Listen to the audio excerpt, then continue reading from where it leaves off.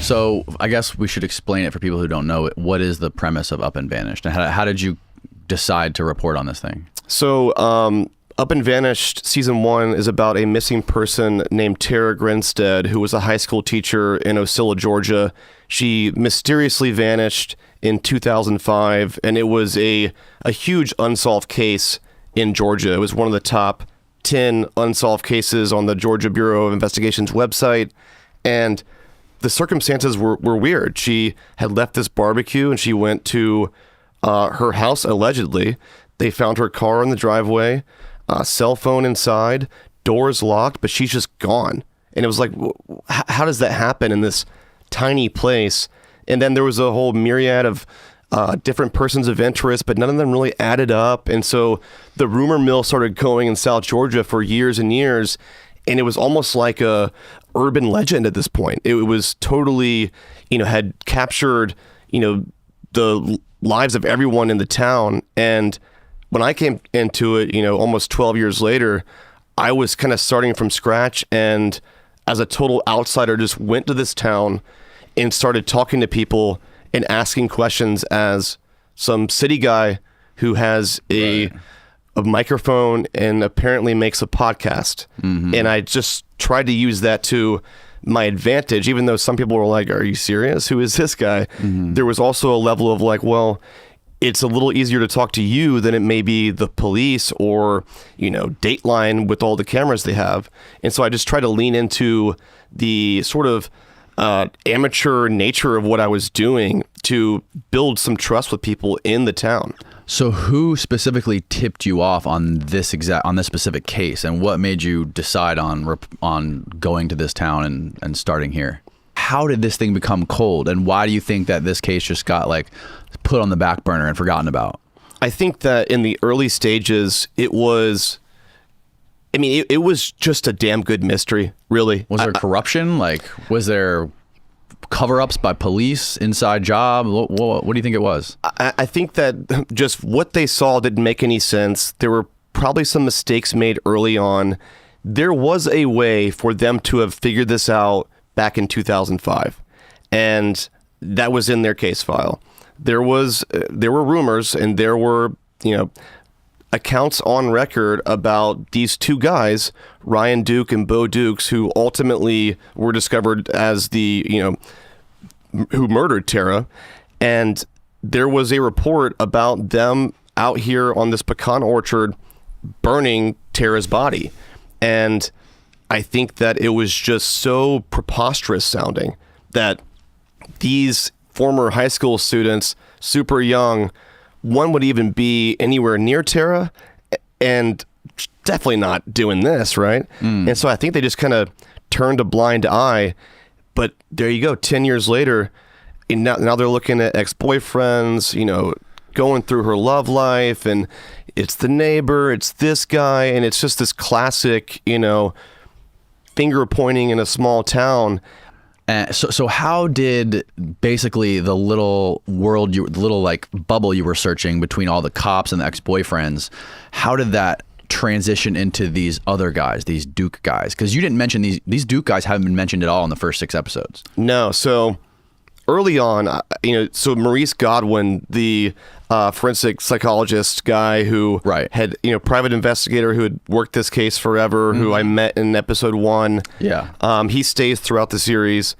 Back in the day, he was here on the ground early on. Mm-hmm. And before the podcast came out, I was having many discussions with him about, who you think did it, who I thought did it. And super early on, we were actually looking at this photograph of these former students of Tara's, and we were talking about the possibility of it being a former student who killed Tara. And I remember thinking at the time, I was like, that just sounds like I don't have anything really grounded with that. And I feel like if I start going down this avenue of suggesting that maybe she had these, peculiar relationships with her students, that would be really insensitive. Well, she did, right? I mean, you talk about it early on. And then we discover later that she actually did. Mm-hmm. And so I kind of just put that on the back burner, and I focused on everything that had been covered before. all the documentaries that had talked about this case, the names they brought up, Anthony Vickers, Heath Dykes. Anthony, he's the one. Yeah, I remember you were interviewing him, and it was on, you recorded it, and you were like, did you have a relationship with her? He's like, yeah. He's like, was it sexual? He's like, yeah.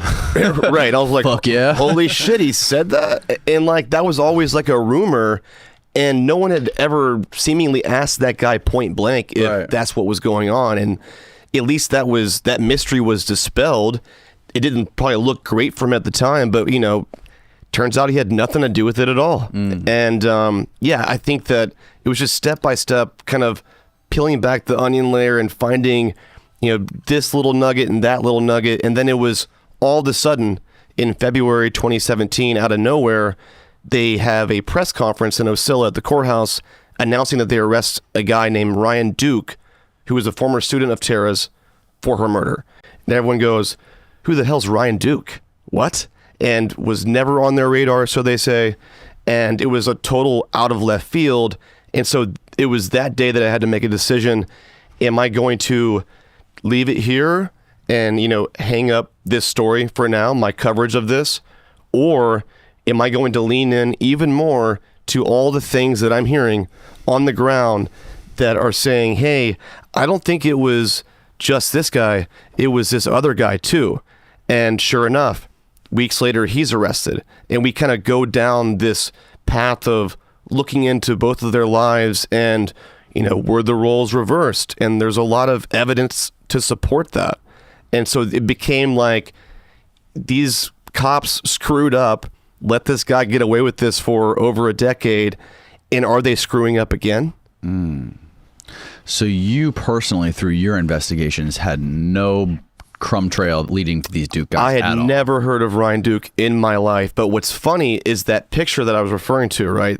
Back when I was considering looking into the angle of former students, the other suspect, Bo Dukes, who some believe had a larger role in her murder than he's saying, he's in this picture. So like all these guys that are in this picture with this truck are the guys that they were all hanging out with, the guys that were at the parties at the pecan orchard, the same friend circle. It was kind of right there. I just had zero clue and zero context to keep going down that direction. But it's crazy that all the people you talk to, none of them mention these guys. No, it's crazy. I think that it was really a very well kept secret, and those who did know something, A, didn't want to believe it, and B, were too scared to say a damn thing. And it wasn't very many people who knew, but law enforcement had the opportunity in 2005 to put this whole case to rest and at least interview them, arrest them under suspicion of something, and it would have been over. But they just kind of let it go, and then it fell between the cracks, and now this case file is this tall, and it's just one little file buried in there, but that was the answer. So what did he say? Well, how involved did he claim he was? He just said he burned the body. That's it? He didn't kill her? The story is still so weird and convoluted, but it goes a little something like this. And what was the motive too? The motive is also extremely unclear. He says that he woke up in the middle of the night, drunk out of his mind, got in this truck and drove about 15, 20 minutes straight to Tara's house for whatever reason to rob her. And he breaks into her house with a credit card, and she, I guess, appears from the darkness or something, and he got spooked and he hit her one hit, one punch, and she's dead. And I'm like, what? That doesn't make sense. Maybe that is how it happened, but that makes no fucking sense, right? No. And they just took that just word for word like it was no big deal, as if, no one else in the town or any juror wouldn't think that was a little odd, right? So he claims he went to her house, broke in, punched her in the face, she died, and then he dragged her out and decided to burn her body. So then he goes back to his friend's house, and the next day he tells him when he wakes up that last night he killed Tara Grinstead. And I think, according to their narrative, he first didn't believe him, and then he goes and shows the body to Ryan or to Bo. And he's like, holy shit, you did kill our former teacher. And, you know, I think the biggest thing about this to me was that it sounded like maybe Ryan didn't really remember what happened, actually. Even if he did kill her, I don't think that he really remembered it. And so, like, the ongoing building narrative that was just, you know, that I was not forcing, that was just coming to me and ends up being a stronger version of events, is that what if this other guy told him he did this? Who, Bo? Bo Duke says, you killed Tara Grinstead last night. And if you look at both of them, you look at their behavior, one's a liar, one's abusive, one's nasty, one is, you know, had trouble with the law his whole life, is a proven liar, is a, you know, for fraud, stuff like that. Other guy, no one even really knows, is the quiet guy. The quiet guy is who, Bo? Ryan. Ryan. And so if you just look at them on paper, you're like, it's really this guy?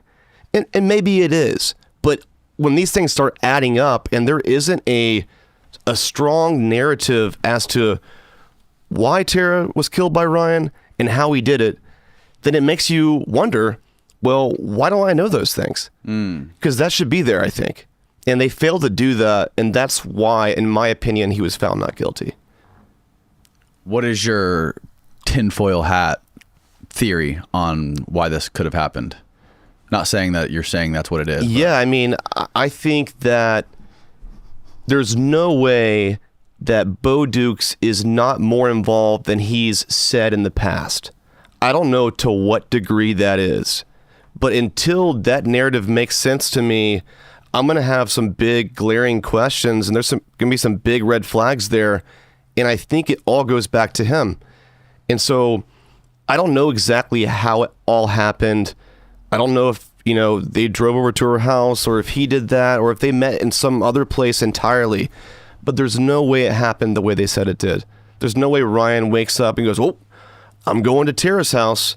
Do you have any theories of what the motive could be? I think maybe they could have been hanging out and, you know, maybe on some friendship type stuff. Just like with Tara? Yeah. And something got out of control. Something got out of hand. And, you know, she ended up dead somehow. And that would involve, you know, somebody likely doing something sexual or went to that place. And I think that if you look at the behavior of someone like Bo Dukes, you know, he does that kind of stuff. You know, he's raped somebody before. Oh, really? He's in jail for rape right now. So it's not like it's out of his character.